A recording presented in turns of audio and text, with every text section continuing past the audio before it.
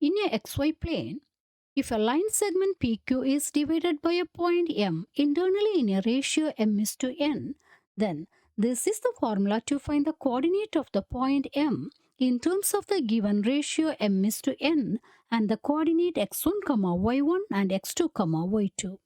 This formula is called section formula, and now let's see how to derive this formula.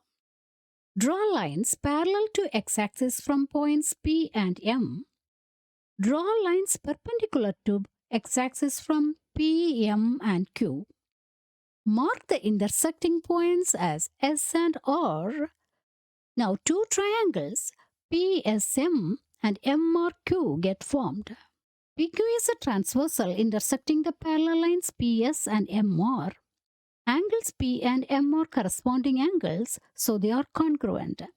Angle S and angle R are right angles.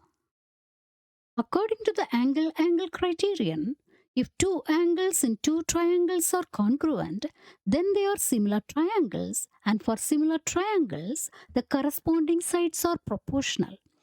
And it is given that PM by MQ is equal to M by N. Now let's write these side lengths in terms of given coordinates. Then substitute these side lengths into this equation. Write this equation into two equations, one for x term and one for y term. Then solve the first equation for x and the second one for y. And these two derived equations are the proof for section formula.